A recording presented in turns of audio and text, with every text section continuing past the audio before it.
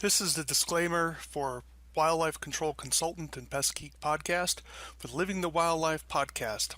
Always follow national, state, provincial, and local laws when using pesticides and or other control methods to manage pests. Wildlife Control Consultant, LLC, Pest Geek Podcast, Living the Wildlife Podcast, Stephen Vantassel, or their or his affiliates are not responsible for followers' use of the information provided here.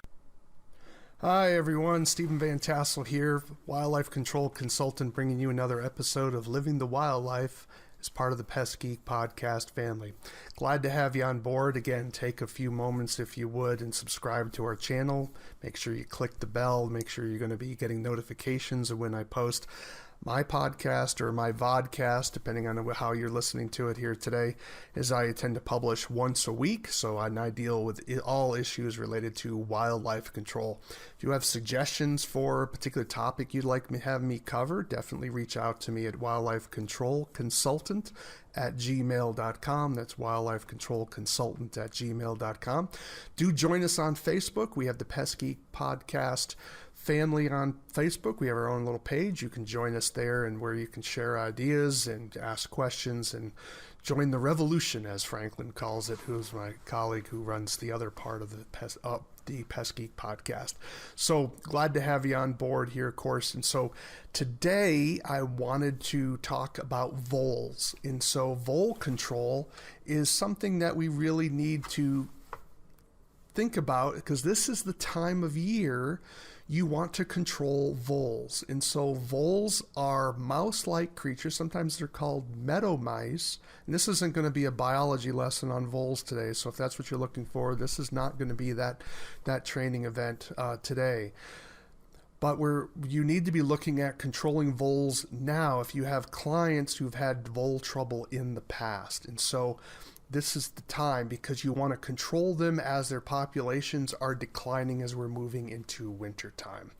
People say, well, shouldn't I be doing it in the spring? And no, you can do it in the spring. The problem is that's not going to stop the damage that's going to occur over the wintertime. So when your clients call you in the spring or when the snow thaws and they start seeing these runs through the grass and their grass is all torn up, that damage occurred over the winter as the voles are working underneath the snow, because voles do not hibernate. And so they are active year-round, and so they take advantage of the snow cover to damage the turf.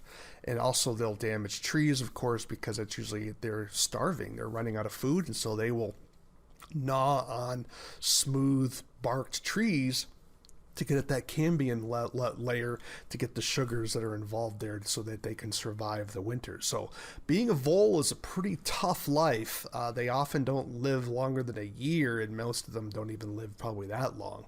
So it's very hard. So their reproductive rate's quite high.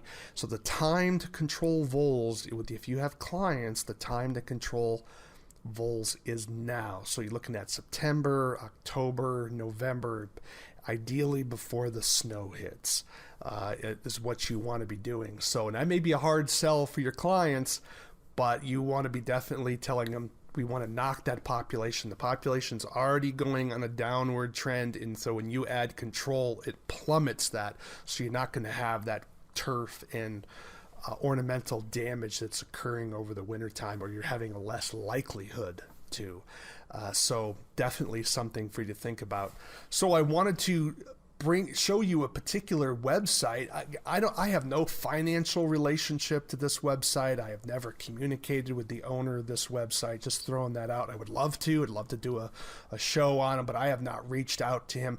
But I was doing some searching, and I came across this site, and I said, this is a pretty clever idea, and I wanted to expose you as wildlife control operators that this is a company that helps homeowners handle their vole problems. And I think he's got a kind of a clever system here, and I wanted to sort of spotlight this and say, hey, this is something you may want to consider. You may have clients who aren't willing to pay, or maybe this is a part of your business that you don't want to expand into.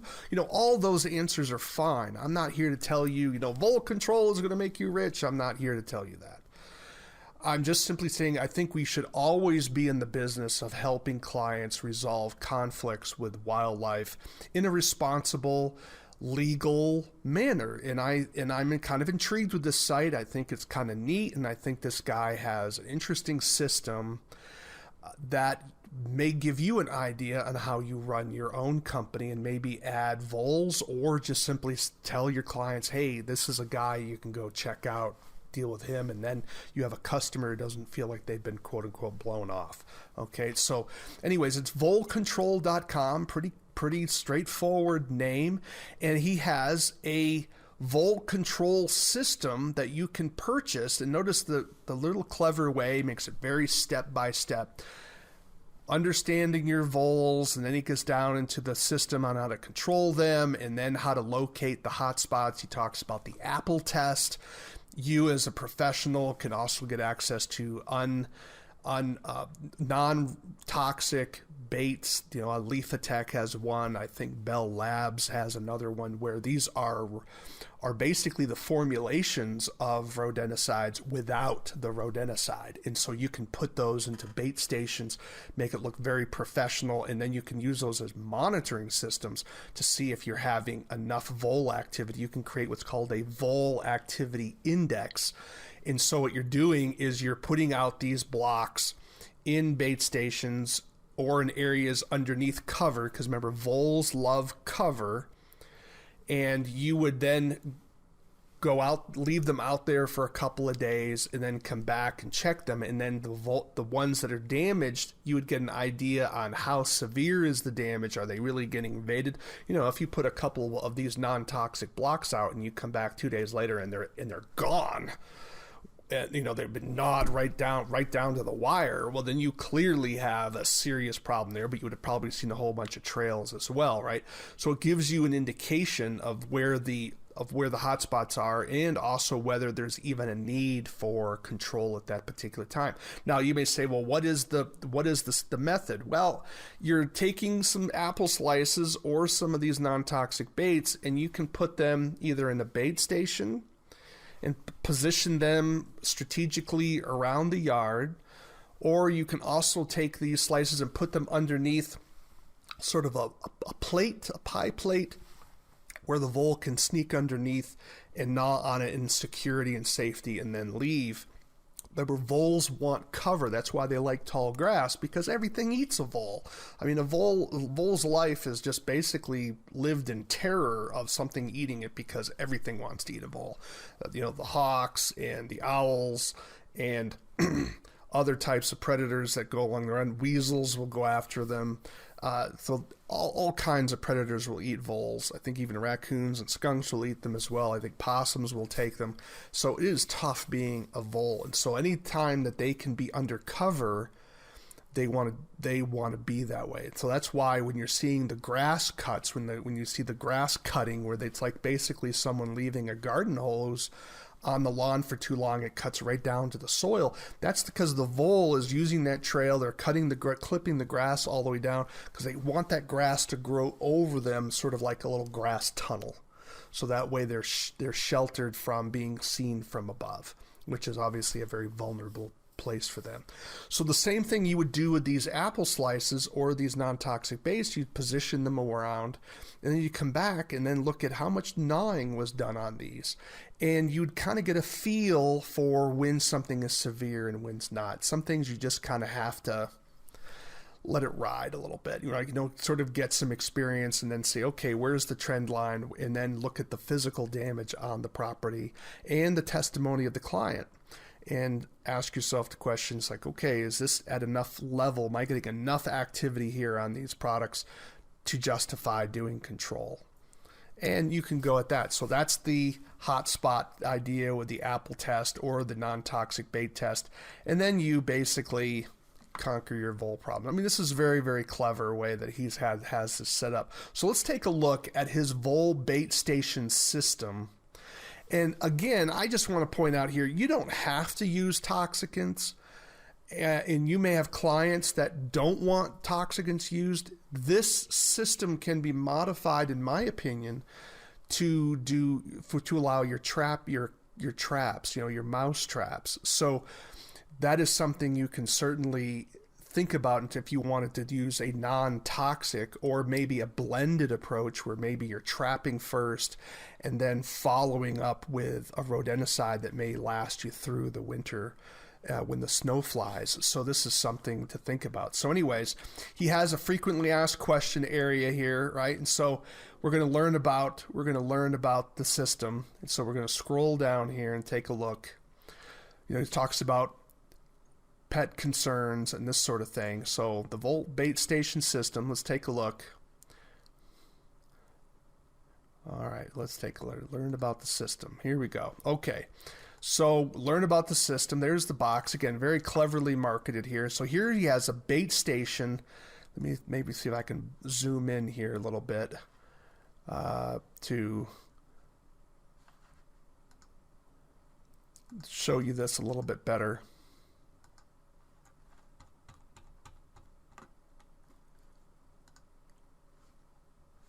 There it is. Okay. So here he has a bait station placed under this mulch and basically pine needles. Notice that this provides the voles easy access to the bait stations while they feel that sense of cover. What some people do is they will take a piece of plywood, a sheet of plywood, and they will cut a hole in it to allow the T station vertical portion to go through the hole, and then the wood rests over the inverted T portion of the bait station to give those voles a place of protection. It also makes it harder for a non-target animal to get in to that bait station, so you have a double effect there. Of course, you want to make sure everything's anchored down and that you're following the toxicant label, because you have to read that rodenticide label. A lot of your commensal rodent rodenticides will have voles listed on the label, and so you want to look at the label carefully. Is this allowed with bait stations within 50 feet of the house or 100 feet of the house or a permanent structure? So make sure you read that carefully. And so this is a mulch covering method that he speaks of. So let me kind of reduce the zoom on this now and look at one of his other options. And here's the other option that he has, where he uses some plastic, which is a kind of a clever way of doing it. It certainly would take up less space in your vehicle than sheets of plywood. Also maybe be a little less damage to the turf. Obviously if this stayed in this location for an extended period of time, whether it's plastic or whether it's plywood, you're going to get death of the grass underneath. But again, you should be doing this during maybe the dormant period. That's what I would recommend, although you can control voles any time of year. The ideal time, if we're talking about the premier time, is obviously the fall. Or before that snow flies, because then you're really going to hammer that population. They're going to be food stressed, of course. They're running out of food, and you want to hammer that population before the winter time hits. But this is a very clever little tenting area, because again, voles want to they're attracted to places of shelter, and so this is his method of sheltering. Again, I think this is just very, very clever, and I really have to commend him on this.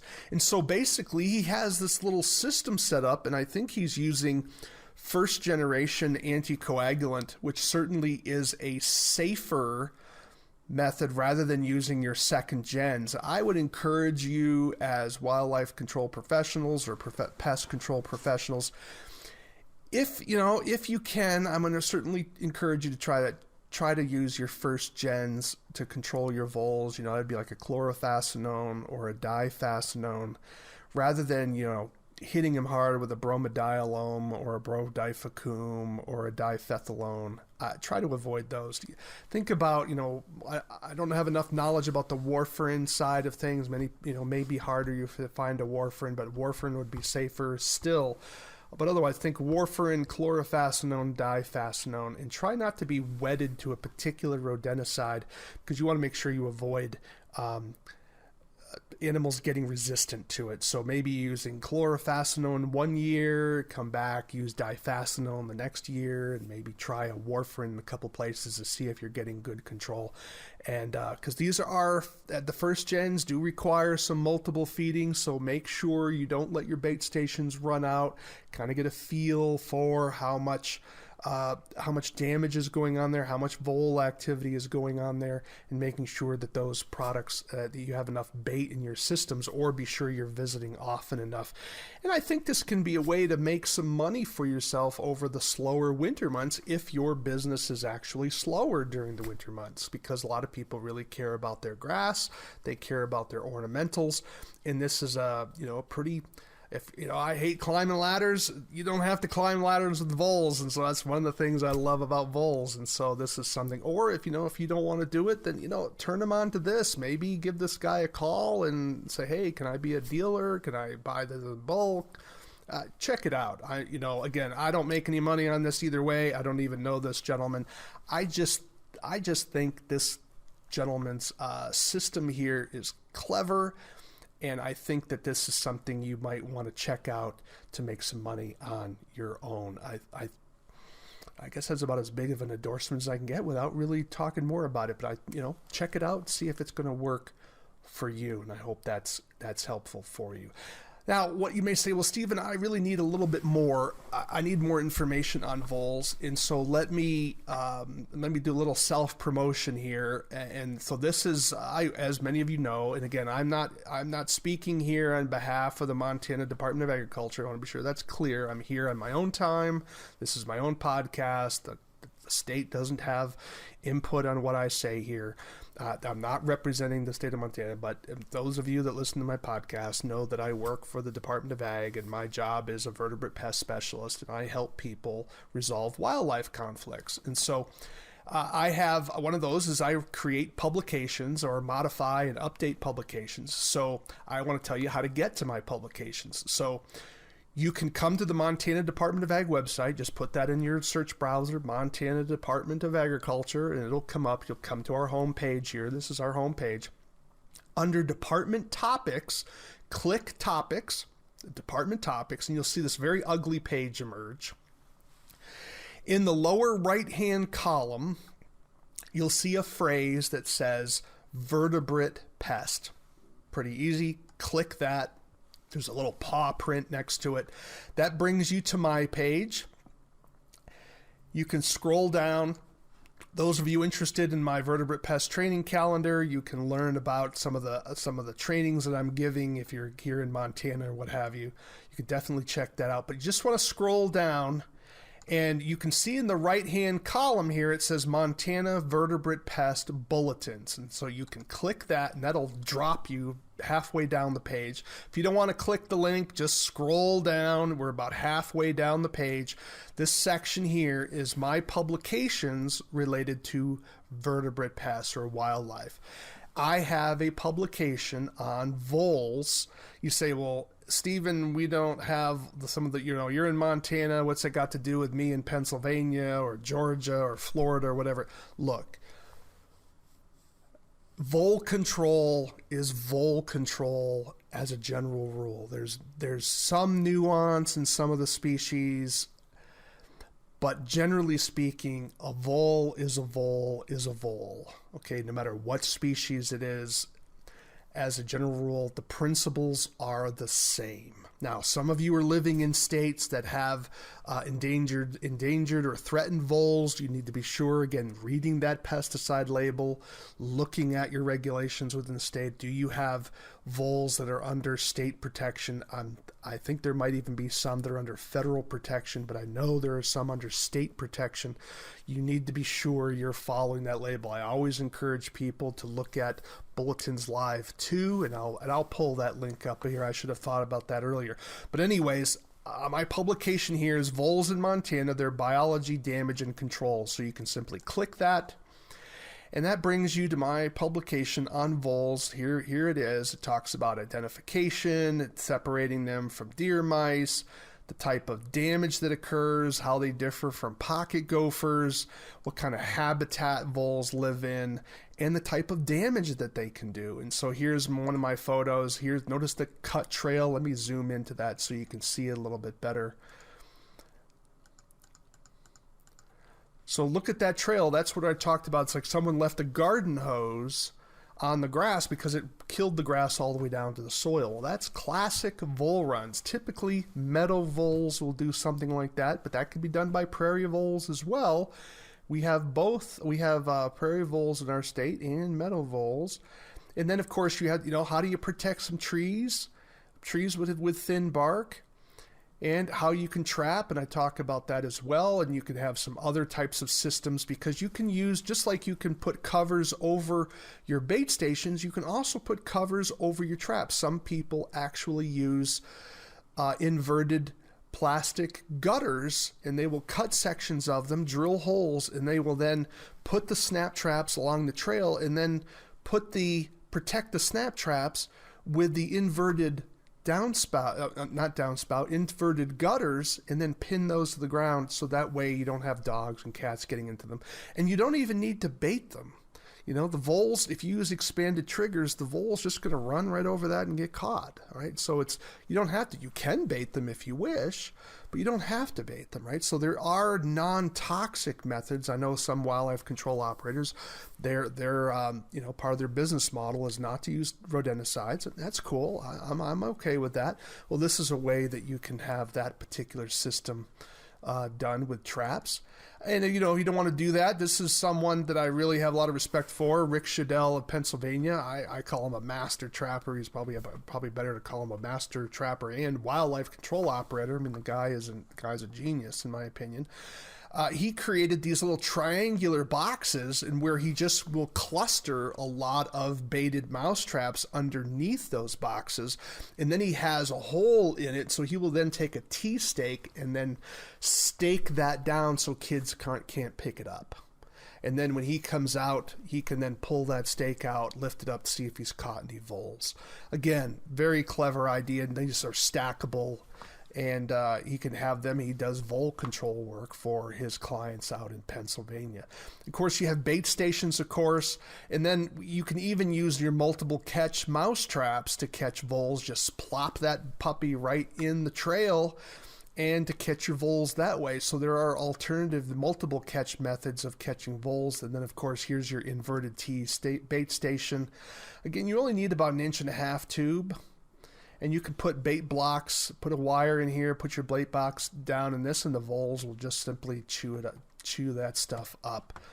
And so there's a lot of options for you. If you're using pelletized bait, you might want to have a little bit larger tube and then make sure you don't have pellets coming out of the end. But this is information you can certainly read. Again, I updated this in 2019, so it's really not that old. And you can download this at no additional cost. I don't call it free because fee dollars have paid for this. And so as I tell people, it's not free. You just don't have to pay for it again. Okay? And so always be nervous when a government official or a politician says something's free. They may not be trying to deceive, but some may. But no politician should ever call something free that comes from the government, because it's not free, folks, right? So it really puzzles me how many Americans don't realize that. So that's quite concerning. So I hope none of you have that mythology in your head that something from the government that's free. It's not free. Someone had to pay for that, and it's usually with tax dollars or with fees and that sort of thing. So anyways, this is a publication that's available. I have others out on the market as well. You can simply do a Google search, Vantassel and Voles, and you'll have other publications that will arise as well. But I do want to bring up here the Bulletins Live 2. And I think this is an important, not Bulletins Live Toe. That's my mistake. Bulletins Live 2. This is from the EPA. And this is I encourage you to check it out, because this is something that lets you know if there are any restrictions on pesticides in your particular area in the month you're looking to treat. And so what you're going to do here is you basically, in this little section here, let me kind of zoom in a little bit more. Zoom in a little bit more here so you can see a little bit better. You can see this little spot here, find your place or address. And I'm just going to put in my zip code. This is where I live. And notice how it zooms in like a Google Earth. And here I am in Lewistown, right? And so there are no red sections here. That tells you there are no pesticide restrictions at the federal level for rodenticides or other pesticides in the box here in this map. And so I can click the results. I can do search, scroll down here, do a search. Again, nothing comes up. See, no limitations within the map view. And then you can do a printable bulletins. You can click that. So we'll wait a second. Sometimes it has a little trouble with Explorer. You may have to use a Chrome or something. Shouldn't be taking quite this long. Maybe the...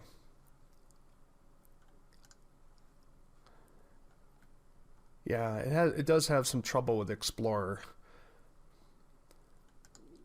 So let's try this with Chrome. Okay, we'll go to Bulletins Live 2.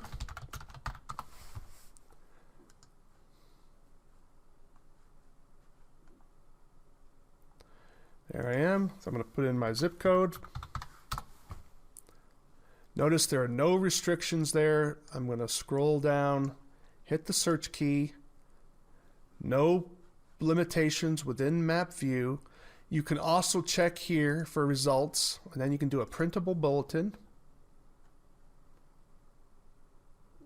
There it is. There I got my printable bulletin. And this is what you would print out, this PDF. This is your Endangered Species Protection Bulletin, and then you would attach this to your pesticide label. Now, often your pesticide label will tell you whether you are obligated to do this. For a lot of your, those of you working in urban areas or heavily populated suburban areas, this may not be a big deal.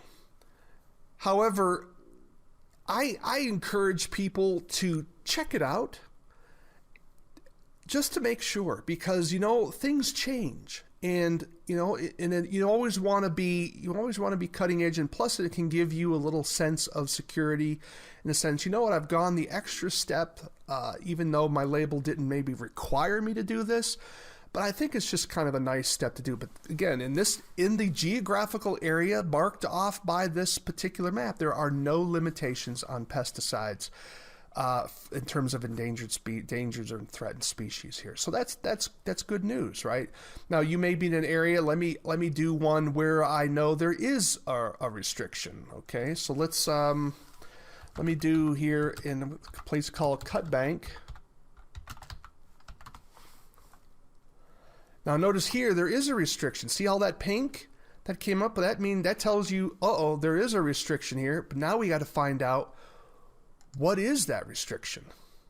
And so I go to the results page, the results link here. Come on. Click for me. We're having some challenges here. Oh, there it is. Okay, a little slow. My mistake. So now it tells you Rosal prairie dog bait, kaput prairie dog bait, and kaput combo prairie dog bait. Now, what's confusing about this is if you look carefully at it, you'll see that it has the active ingredient listed.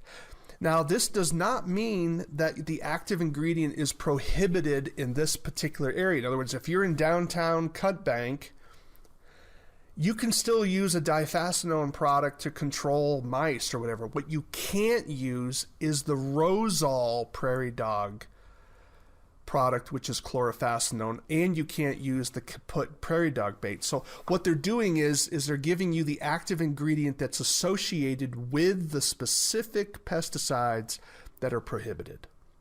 So it's a little confusing because sometimes people will think, this has banned all chlorphacinone products. No, because we had a big discussion about this in Montana. Because this is quite confusing. but they're trying to tell you that this is the active ingredient, but the only products that are prohibited are the ones mentioned there, and you can see the EPA numbers of the 3 products that are prohibited during this particular month. Okay, and so you say, well, I know I can't use those, can I? And then you can print that bulletin out, of course, but you also can do a different month. So let's say you wanted to do a different search. Let's go back here, and I want to find out, are there any restrictions in December or January? Let's do January 2022. Let's say I know I'm going to do some control in January. Will there be a restriction there? And so let me hit the search key, and sure enough, there is a restriction. And let's hit those results key again, and nothing's listed, however, which is rather interesting. So let's try that again. Oh, there it is. There are the restrictions again. So you have to play with it a little bit. Don't use Explorer when you're using Bulletins Live 2. But chances are most of you in the areas where you're going to be working in urban areas or in heavily populated suburban areas, you probably won't see any restrictions at all. However, you might, and then you want to check the results to see if there are restrictions on the particular rodenticide that you're planning on using. Print that document out, attach it to your pesticide label, because that is an official part of your pesticide label. And it's another way for you to take that extra step to be very careful in the proper use of your rodenticides. Okay, well, we talked a little bit again today about Voles. This little clever site I mentioned before, Vole Control Bait Station System. I hope you find it useful. And I just want to reiterate, I'm not making any money on this. I don't even know the gentleman who's done this. This is completely on my own. Hey, I would love to get paid for it, but in any event, I'm not. I'd love to get some feedback from you. I hope that this is in a way that you can expand your business opportunity, and certainly if or maybe handle clients that you don't want to be dealing with, and to say, look, hey, check this out. This is something they may want to look into, and I think it's very customer friendly. And if it's customer friendly, it's friendly for you too, and this is maybe something you can incorporate into your business model. Worth checking out. Well, my name is Stephen Vantassel. I am the host of Living the Wildlife podcast. Again, thanks so much for listening. Do take a few moments, subscribe to our channel, give us a 5-star rating. I'd love to hear from you if you have comments and suggestions for the show. Perhaps you want to be interviewed on the show, or you know of a particular topic or someone that I should interview for the show. I'd love to hear from them. You can reach me at wildlifecontrolconsultant@gmail.com. wildlifecontrolconsultant@gmail.com. Would love to hear from you. A lot of you, of course, are contacting me through Messenger or on Facebook. You can also join our Facebook page, the Pest Geek Podcast on the Facebook page. So do join us. We'd love to have you on board. And again, this is Living the Wildlife. Why? Because we want you to live the wildlife, not be the wildlife. Take care, everyone.